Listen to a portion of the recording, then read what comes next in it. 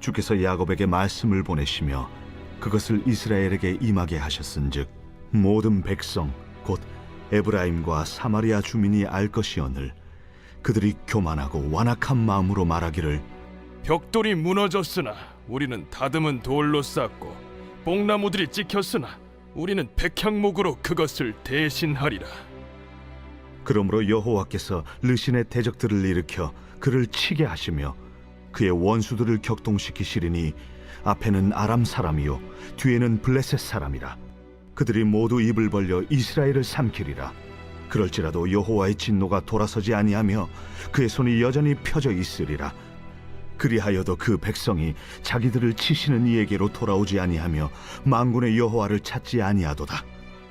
그러므로 여호와께서 하루 사이에 이스라엘 중에서 머리와 꼬리와 종려나무 가지와 갈대를 끊으시리니 그 머리는 곧 장로와 존귀한 자요 그 꼬리는 곧 거짓말을 가르치는 선지자라. 백성을 인도하는 자가 그들을 미혹하니 인도를 받는 자들이 멸망을 당하는도다. 이 백성이 모두 경건하지 아니하며 악을 행하며 모든 입으로 망령되이 말하니 그러므로 주께서 그들의 장정들을 기뻐하지 아니하시며 그들의 고아와 과부를 긍휼히 여기지 아니하시리라. 그럴지라도 여호와의 진노가 돌아서지 아니하며 그의 손이 여전히 펴져 있으리라. 대저 악행은 불타오르는 것 같으니 곧 찔레와 가시를 삼키며 빽빽한 수풀을 살라 연기가 위로 올라가게 함과 같은 것이라.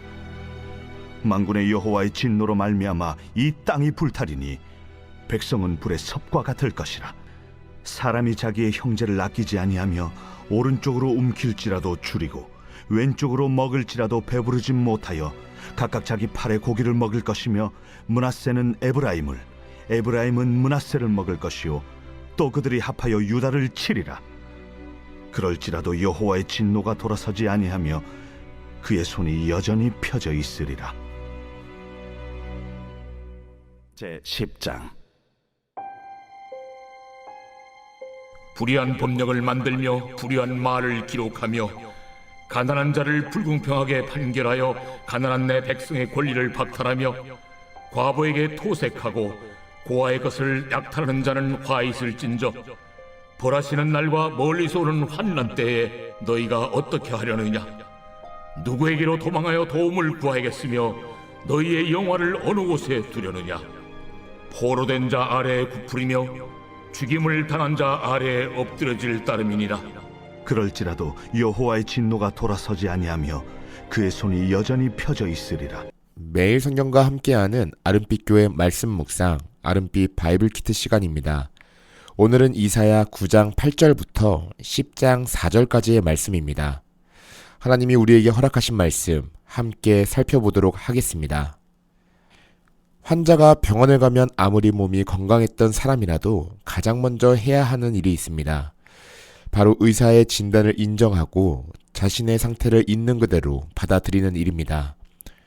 나는 아직 괜찮다, 내 의지로 이겨낼 수 있다 라며 고집을 부린다면 몸이 건강해지기까지 더 시간이 오래 걸릴 거예요. 영적인 회복도 마찬가지입니다. 영적 회복을 위해 선행되어야 할 것은 자기 상태의 심각성을 인정하고 자신의 무능과 무력함을 깨닫는 일입니다. 내가 아무것도 할 수 없다는 사실, 내 힘과 지혜로는 죄와 죽음의 문제를 해결할 수 없다는 자각이 찾아올 때 비로소 우리는 나를 넘어선 치료자의 손길을 찾게 됩니다. 내가 가진 지원과 경험을 내려놓을 때 비로소 나를 향해 뻗으시는 진정한 치료자이신 하나님의 손을 붙잡을 수 있게 됩니다. 오늘 우리가 읽은 본문은 안타깝게도 자신의 상태를 전혀 인정하지 않은 채 자기 힘으로 일어서겠다고 고집을 부리다가 더 큰 파국으로 치달아가는 한 민족의 이야기를 보여줍니다. 바로 북이스라엘의 이야기입니다. 그들은 하나님의 경고와 징계를 받으면서도 여전히 자신만만했습니다.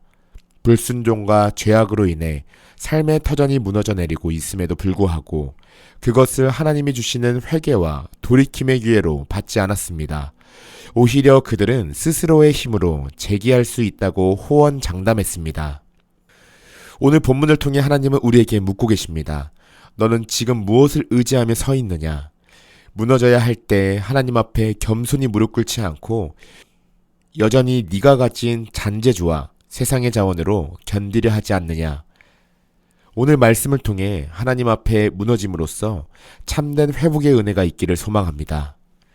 오늘 본문 이사야 9장 8절부터 10장 4절까지의 말씀은 북이스라엘을 향한 하나님의 심판 예언입니다.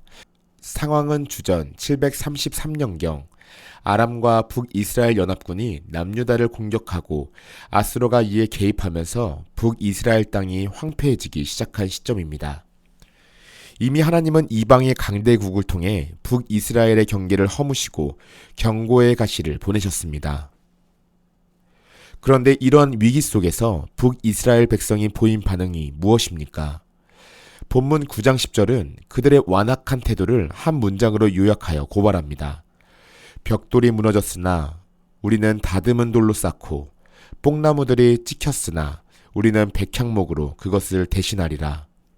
얼핏 들으면 어떠한 시련도 극복해내겠다는 위대한 불굴의 의지나 긍정적인 재건의 선언처럼 보입니다. 그러나 이것은 하나님을 향한 극도의 교만이요 완악함의 표출이었습니다. 고대 사회에서 벽돌과 뽕나무는 흔하고 구하기 쉬운 건축 자재였습니다. 반면 다듬은 돌과 백향목은 왕궁이나 성전을 지을 때나 사용하는 매우 귀하고 단단한 고급 자재였습니다. 하나님의 징계로 인해 벽돌로 만든 집이 무너지고 뽕나무가 베어졌다면 마땅히 자신들의 과오와 죄악을 돌아보고 하나님 앞에 엎드려 자복해야 했습니다.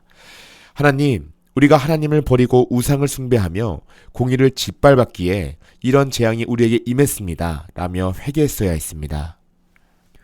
그러나 그들은 여전히 자신들에게 재건할 힘과 자원이 남아있다고 믿었습니다. 아직 의지할 수단이 있었기에 하나님의 말씀을 고지곳대로 믿거나 회개할 필요성을 느끼지 못한 것입니다. 내가 가진 재물, 내가 가진 인간적인 수단, 정치적 동맹을 동원하면 이 위기를 얼마든지 극복할 수 있다고 착각했습니다. 그러나 이러한 교만은 어떤 결과로 가져왔습니까? 하나님께서는 그들이 그토록 의지하던 이웃나라 아람과 블레셋을 오히려 그들의 대적으로 삼아 사방에서 북이스라엘을 삼키게 하셨습니다. 그럼에도 불구하고 이스라엘은 매를 맞으면서도 돌이키지 않았습니다. 13절 말씀은 이를 안타깝게 고발합니다. 이 백성이 자기들을 치시는 이를로 돌아오지 아니하며 만군의 여호와를 찾지 아니하는도다. 회개하지 않는 교만의 끝은 지도층과 백성 전체의 완전한 부패와 자멸이었습니다. 사회의 머리 역할을 해야 할 장로와 지도자들은 타락했고 꼬리 역할을 하는 선지자들은 백성들에게 거짓을 가르치며 하나님의 말씀을 왜곡했습니다. 지도자들은 백성을 바른 길로 인도하기는커녕 아스루와 같은 세상 권력과 결탁하여 백성을 멸망의 길로 몰아넣었습니다. 더욱 심각한 것은 이러한 죄악이 사회 전반의 불길처럼 번져나갔다는 사실입니다.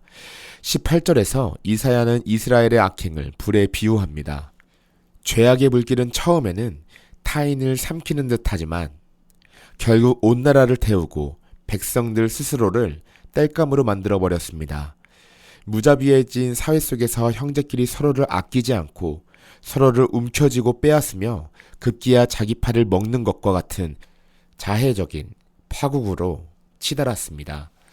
하나님께서 친히 손을 내지 않으셔도 자신들이 지은 죄와 탐욕의 결과로 스스로 무너져 내린 것입니다. 나아가 10장 1절에서 4절은 사법 시스템마저 불의하게 만든 지도층을 고발합니다. 약자와 가난한 자의 최후의 보루가 되어야 할 법이 오히려 기득권층의 불법을 합법화하고 과부와 고아의 권리를 약탈하는 수단으로 전락했습니다. 공의와 정의가 짓밟힌 사회에는 더 이상 하나님의 보호하심이 머물 수 없습니다.